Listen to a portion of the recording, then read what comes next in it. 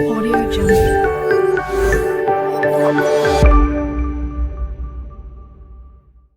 है everyone, Radhe Radhe. I hope आप सब लोग बहुत अच्छे होंगे और बहुत अच्छे से अपने स्टडीज़ को कंटिन्यू कर रहे होंगे। So welcome back to my channel. ये बुक आप देख रहे हैं the complete English grammar book, जो कि है जयदीप सिंह सर की volume 1 and bilingual second edition है, जो कि न्यू वाला है 2026 वाला। ठीक है, ये इस बुक पर बनाया हुआ मेरा पहला वीडियो नहीं है। इससे पहले मेरे इस बुक पर 5 वीडियोस बन चुके हैं एंड ये हो रहा है मेरा 6th वाला वीडियो, बिकॉज एक कमेंट था मेरे वीडियो पर कि इसमें जो एक टॉपिक है उसको कवर करना है। सो इसीलिए ये वीडियो मैं लाई हूँ आपके सामने। अगर आपने मेरे वो वीडियोस नहीं देखे तो मैंने उसका प्लेलिस्ट भी बना दिया है, मैं डिस्क्रिप्शन में उन सभी का लिंक दे दूँगी, आप वहाँ से चेकआउट कर सकते हैं। देखते हैं हम फर्स्ट बुक का इम्प्रेशन वगैरह देख ही चुके हैं, क्योंकि मैं पहले भी इस बुक के बारे में बहुत सारी बातें आपको बता चुकी हूँ, तो मैं भी आपको इतना सब कुछ बताना नहीं पड़ेगा मुझे। तो ये हमारा कंटेंट है और यहाँ पर मैं जो टॉपिक्स कवर कर चुकी हूँ वो मैं बता देती हूँ आपको कि noun, pronoun, adjective, tense, conjunction, articles, preposition, parts of speech, phrases and clause and types of sentences, ये सारी चीज़ें मैं कंप्लीट कर चुकी हूँ।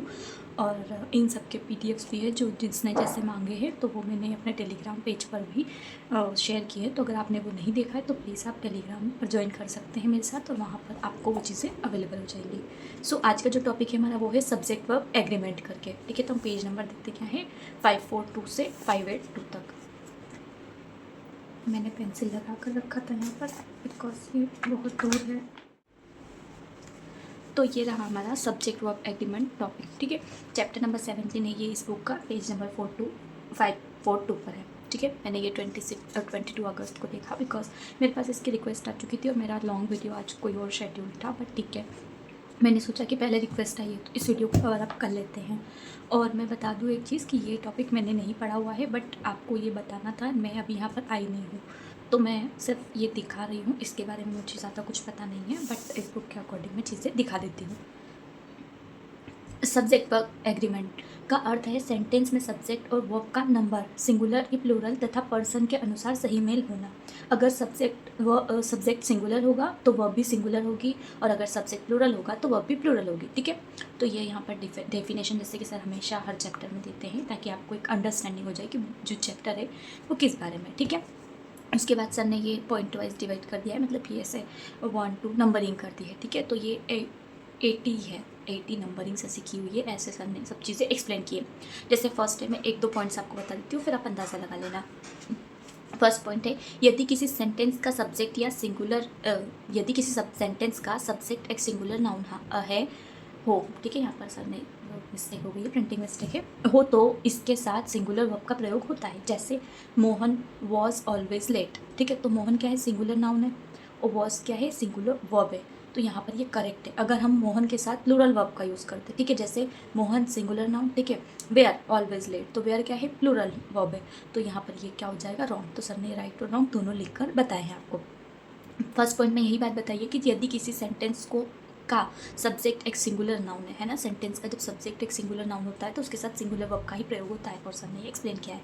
सेकंड पॉइंट क्या है, आई यानी कि मैं का प्रयोग सिंगुलर सब्जेक्ट के रूप में होता है। देखो, अब सबको पता होता है कि आई का मीनिंग मैं होता है, लेकिन फिर भी सर ने डिफाइन किया है, बिकॉज सर को पता है कि अगर बिगिनर जो है, जो बहुत छोटा है, जो जिसने भी चीज़ें नहीं पढ़ी, जो बिल्कुल ABC नहीं जानता इंग्लिश ग्रामर की, तो वो स्टार्टिंग से चीज़ें भी पढ़ेगा ना, तो उसको चीज़ें समझ में आने लग जाएगी। ठीक है, तो ये बहुत अच्छी बात है इस बुक की। लेकिन इसके साथ सिंगुलर और प्लूरल वर्ब का प्रयोग होता है। क्या बोला, आई का प्रयोग सिंगुलर सब्जेक्ट के रूप में होता है, लेकिन इसके साथ सिंगुलर और प्लूरल वर्ब दोनों का प्रयोग होता है। कैसे, आई सिंगुलर सब्जेक्ट है, एम और टीचर, ये भी करेक्ट है, आई एम अ टीचर। ठीक है, ये बोलते हैं हम सिंगुलर वर्ब है एम। अब सिंगुलर जो सब्जेक्ट है आई, फिर से वॉज स्टूडेंट। ठीक है, तो ये क्या हो गया, सिंगुलर क्या हो गया, वर्ब हो गया। ठीक है, तो ये दोनों सिंगुलर के। अब देखो, आई तो वही है हमारा singular subject, I have a cycle, तो ये क्या है, हैव प्लूरल।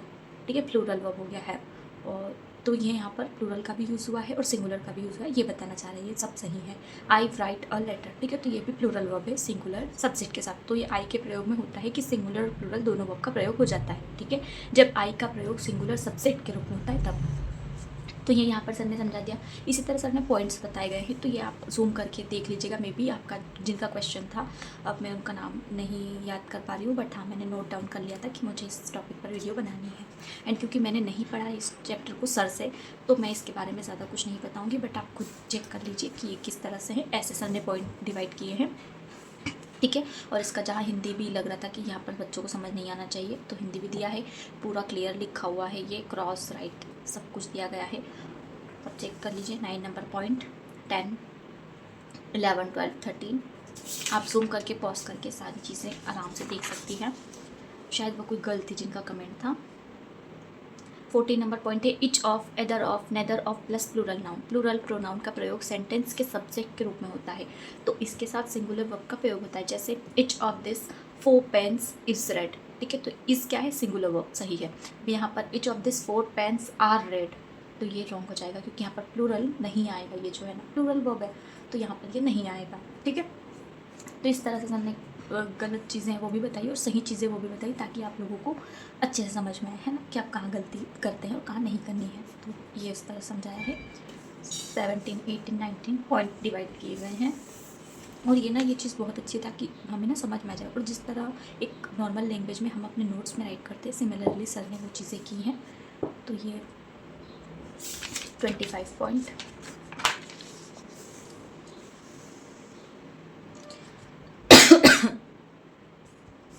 अब देखिए 32 पॉइंट क्या है, ऑल का प्रयोग एवरीथिंग, प्रत्येक चीज़ें सब कुछ के अर्थ में हो तो इसे सिंगुलर माना जाता है, ठीक है। ये सिंगुलर होता है ऑल का प्रयोग जब भी होता है प्रत्येक चीज़ें सब कुछ के लिए, तथा इसके साथ सिंगुलर वर्ब का प्रयोग होता है। जैसे ऑल इज़ रेडी, सब कुछ तैयार है, ये सही है। लेकिन ऑल आर रेडी ये गलत हो जाएगा क्योंकि ये आर जो है ये प्लूरल वर्ब है, तो यहाँ पर ऐसा चीज़ें समझाई गई है। Little 33, little, a little, the little, much का प्रयोग सेंटेंस के सब्जेक्ट के रूप में हो तो इसके साथ सिंगुलर वर्ब का प्रयोग होता है। जैसे little is noun about this man, ठीक है, नॉन अबाउट दिस मैन, तो ये क्या होगा, सिंगुलर वर्ब है, तो ये करेक्ट है ना। लेकिन यहाँ पर क्या है, मच हैज़ बीन डन, ठीक है, यहाँ पर भी ये सिंगुलर वर्ब भी है, हैज़ बीन जो है वो सिंगुलर, अगर यहाँ पर हैव होता तो ये रॉन्ग हो जाता। तो ये क्या बताया है कि जब little, a little, the little और मच का प्रयोग सेंटेंस के सब्जेक्ट के रूप में होता है, क्योंकि यहाँ पर लिटिल सब्जेक्ट है, मच भी सब्जेक्ट है ना, क्योंकि इसके आगे तो कुछ है नहीं, तो इसके साथ सिंगुलर वर्ब का ही प्रयोग होता है। मीन्स अगर यहाँ इसकी जगह आर आ जाता तो ये रॉन्ग हो जाता, और यहाँ हैज़ की जगह हैव आ जाता तो भी रॉन्ग हो जाता। तो इस तरह से एक्सप्लेन किया गया। एक्सप्लेनेशन बहुत अच्छी है, मतलब ऐसे कि पढ़ के आपको चीज़ें समझ में आती है। लिटरली ऐसी एक्सप्लेनेशन, इतनी इजीली एक्सप्लेनेशन इंग्लिश ग्रामर में नहीं होती है, तो हमको इतनी अच्छे से चीज़ें समझ में आए, बट इसमें है 36 पॉइंट, 37 पॉइंट, 38, 39, 40। आप पॉइंट्स को आराम से देख लीजिए, और अगर आपका इसका PDF चाहिए तो आप मुझे टेलीग्राम पर डायरेक्ट मैसेज कर सकते हैं, मेरे चैनल डिस्क्रिप्शन में लिंक है, तो मैं आपको ये शेयर कर दूँगी। बिकॉज मैंने इसका एक्सप्लेनेशन वगैरह या इसकी क्लासेस सर से तो नहीं पढ़ी है, तो मैं सिर्फ बुक ही देख रही हूँ और आपको बता रही हूँ। अगर आपको इसको बहुत अच्छे से देखना है, क्लोज करके देखना होगा, मे भी फ़ोटोज़ की नीड होगी, तो आप बता सकता है।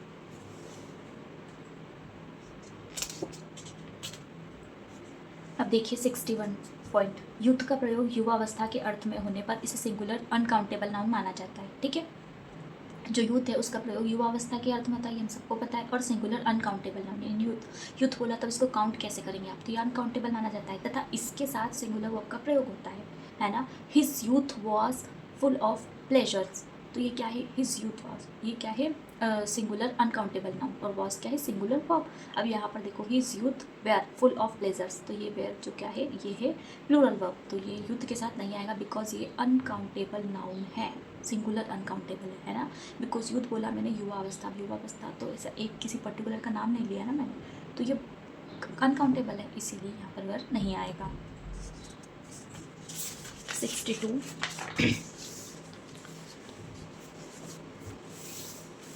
80 ही है ना, 80 ही है, मैंने पहले देखे थे ये 80, ठीक है, और 80। अब 18 पॉइंट पे आपको बता देती हूँ, यदि लॉर्ड्स के बाद इन्फिनिटिव 2 + V1 है ना, वर्ब का फर्स्ट फॉर्म जो होता है उसका प्रयोग हो तो लॉर्ड्स को सिंगुलर माना जाता है। या फिर से एक बार सब पढ़ देती हूँ मैं, कि यदि लॉर्ड्स के बाद इन्फिनिटिव 2 + वर्ब का फर्स्ट फॉर्म का प्रयोग होता है तो लॉर्ड्स को सिंगुलर माना जाता है ना, क्योंकि एक इन्फिनिटिव सिंगुलर होता है, अतः इस केस में सिंगुलर वर्ब का प्रयोग होता है। जैसे देयर इज़ लॉट्स टू से, तो यहाँ क्या है, सिंगुलर वर्ब है, और टू से क्या है, इन्फिनिटिव, ठीक है, टू से क्या है इन्फिनिटी। अब देयर आर ये सिंगुलर वर्ब, अलॉट्स टू से, ठीक, यहाँ पर सर ने ये सिंगुलर वर्ब लिख दिया, ये प्लूरल वर्ब है, ये आर नहीं आएगा, ये प्लूरल है, ये मिस्टेक हो गई है, प्रिंटिंग मिस्टेक, ठीक है, ये प्लूरल वर्ब है, आर है ना, ये गलत है, देयर आर लॉट्स टू से, तो ये रॉन्ग है क्योंकि प्लूरल वर्ब है, ठीक है। और यहाँ पर there is still lots to do, तो ये क्या है, टू डू तो इन्फिनिटिव, लेकिन इज जो सिंगुलर वर्ब है, there is still lots to do, तो ये करेक्ट हो जाएगा। बट यहाँ पर there are still lots to do, ये इन्फिनिटिव है, बट ये जो है इसकी प्लेस पर आर लगा दिया जो कि है प्लूरल वर्ब, तो ये क्या हो जाएगा, रॉन्ग हो जाएगा, ठीक है। तो ये 80 वाला आप देख लीजिएगा जूम करके या पॉज करके वीडियो को, ठीक है। अब यहाँ पर सब्जेक्ट वर्ब एग्रीमेंट के जो द कंप्लीट प्रैक्टिस है स्पॉटिंग एरर्स वो दी गई है। और क्वेश्चन की जो नंबरिंग है बहुत अच्छी है, मतलब 130 क्वेश्चंस हैं, मैंने देखे थे पहले बट अभी और मैं आपको बता देती हूँ। तो क्वेश्चन आप देख सकते हैं जिस तरह से अभी न्यू पैटर्न पर बने हुए हैं, बिकॉज ये बुक अभी 2026 में लॉन्च हुई है, 2025 तक की जो है टिल डेट तक की सारी चीज़ें इसमें इंक्लूड है। तो क्वेश्चन का जो पैटर्न है वो बहुत अच्छा है, लेटेस्ट है, तो नो डाउट इस चीज़ में तो। और ये 130 क्वेश्चन कुछ थे, मैं आपको दिखा देती हूँ, सॉरी कैमरा नहीं है, सॉरी, ओके सर, 130, ठीक है, 130 क्वेश्चंस है एंड फिर इनके एक्सप्लेनेशंस है। तो आपने वो चैप्टर कंप्लीट किया, क्वेश्चंस कंप्लीट किए, फिर उसके एक्सप्लेनेशंस आप देख सकते हैं, या फिर आपसे नहीं सॉल्व हुआ तो आप चेक कर सकते हैं, ठीक है। ये 130 सेंटेंस इंप्रूवमेंट्स पे दिए गए हैं, आप प्रैक्टिस भी कर सकते हैं। तो ये 30 है सेंटेंस इंप्रूवमेंट, उसके एक्सप्लेनेशंस हैं। PYQs दिए गए हैं, PYQs देखिए, SSC CGL 12/9 2025 शिफ्ट 1 के, ठीक है। तो ये 2025 तक के CGL का CGL shift wise, shift 3, shift 1, shift 2, shift 3, shift 2, shift 1, ऐसे करके लेटेस्ट क्वेश्चन हैं इंक्लूड PYQs में। क्योंकि आपके पास अगर कोई PYQs की बुक है, जैसे मेरे पास मैथमेटिक्स और इंग्लिश की है, तो उसमें 2025 का तो कंटेंट होगा नहीं, बिकॉज मैंने 25 में ही ली है वो बुक। तो मेरे लिए ये एक अच्छा है कि जो 25 के क्वेश्चंस आए हैं वो इसमें इंक्लूड है। मुझे ये बुक काफ़ी यूजफुल उस फेज़ में भी लगती है कि PYQs है, MTS के क्वेश्चन है। देखिए कौन से टीयर का क्वेश्चन है, CHSL का सब कुछ लिखा हुआ है। 94 क्वेश्चन है PYQs में, और फिर उसके एक्सप्लेनेशन है। और मेरे आसपास कंस्ट्रक्शन का काम चल रहा है, मीन्स घर बन रहे हैं, तो ना बहुत ज़्यादा नॉइज़ होता है आसपास। तो अगर आप लोगों को आता है तो प्लीज़ इग्नोर करिए, उसके लिए मैं सॉरी बोलती हूँ, बट मैं कुछ नहीं कर सकती उसका, बिकॉज ये बहुत लंबा काम चलने वाला है और मुझे वीडियो रिकॉर्ड करनी होती है। तो मैं फिर टाइम देखती हूँ, जब वो थोड़ा सा भी आवाज़ बंद होती है तो मैं रिकॉर्ड करने लगती हूँ, बट बीच में कहीं ना कहीं वो आवाज़ आ ही जाती है। फिलहाल ये दिन का टाइम है, तो मुझे लगता है वो लोग खाना खा रहे हैं, इसलिए शांति है, इसीलिए मैंने भी खाना खा के रिकॉर्ड करने का सही समझा। अब सब्जेक्ट वर्ब एग्रीमेंट के जो है टॉप रूल्स, ठीक है, आप इसी का वेट कर रहे हैं। PYQs की बात सर की बुक में हम हर टॉपिक में दिए गए हैं। तो ये सिंगुलर सब्जेक्ट, सिंगुलर वर्ब का कॉन्सेप्ट क्या है, टॉप रूल क्या है, एक पढ़ दूँ मैं या फिर आप समझ जाएंगे, हिंदी में मैं पढ़ देती हूँ, ठीक है। अगर सेंटेंस का मेन सब्जेक्ट एक ही व्यक्ति, वस्तु या विचार को दर्शाता है तो उसके साथ सिंगुलर वर्ब का प्रयोग किया जाता है, चाहे सेंटेंस कितना भी लॉन्ग या कॉम्प्लेक्स क्यों ना हो, ठीक है। Most important difficult singular nouns looks plural but actually singular. News mathematics, अच्छा सर ने ये बताया है कि किस तरह से बोल रहे हैं वो। जैसे most important difficult singular nouns दी है, ठीक है, look plural but actually singular, ठीक है, दिखती तो प्लूरल है बट ये है एक्चुअल में सिंगुलर, वो दी हुई है। मैं एक आपको बता देती हूँ रीड करके।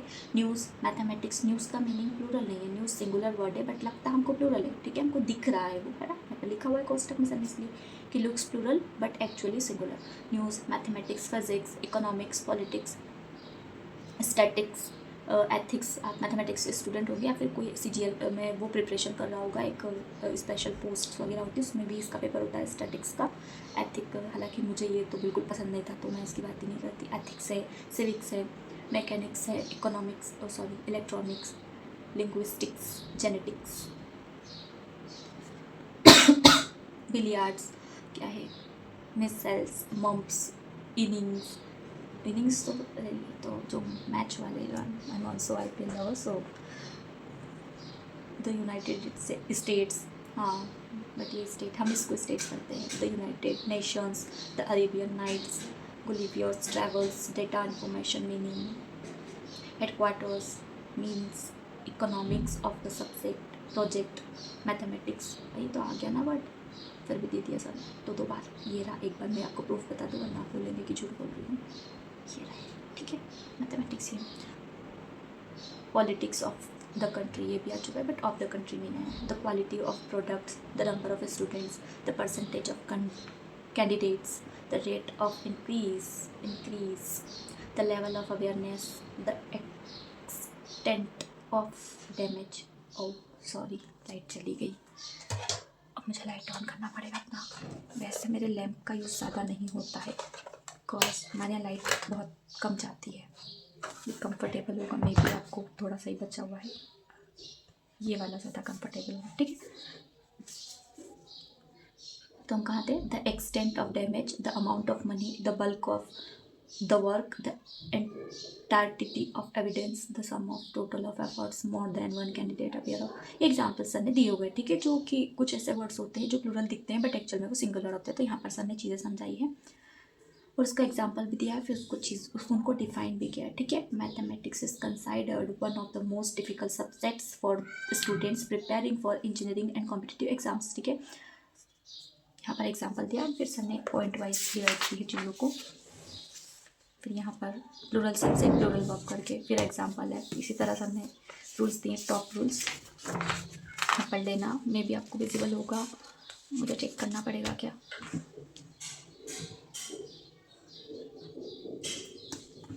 आप देख लीजिएगा टॉप रूल्स। अब लाइट चली गई है और मैं रिकॉर्ड कर रही हूँ तो इसको दिखाई देना चाहिए, ठीक है। तो ये टॉप रूल्स कितने हैं? टॉप रूल्स है 47 पर है, a total of singular plural sense, ठीक है, और इसका एग्जाम्पल दिया गया है। तो ये रहा हमारा आज का टॉपिक जो था, हमने कवर कर लिया है सब्जेक्ट वर्ब एग्रीमेंट करके the complete English grammar book का, और जो कि जयदीप सर की है। ये बुक नहीं, ये ग्रामर का टीचर है एंड लिटरली सच में इसमें बहुत अच्छी अच्छी चीज़ें हैं, ठीक है। Thank you so much guys for watching. और अगर आपको किसी पर्टिकुलर टॉपिक पर वीडियो चाहिए देन आप कमेंट कर सकते हैं, और आप प्लीज़ वीडियोस देखते तो वीडियोस को लाइक शेयर एंड चैनल को सब्सक्राइब करिए ताकि मैं आगे और ऐसे इन्फॉर्मेटिव वीडियोस आप लोगों के लिए लाती रहूँ। So bye bye, take care to all, Radhe Radhe.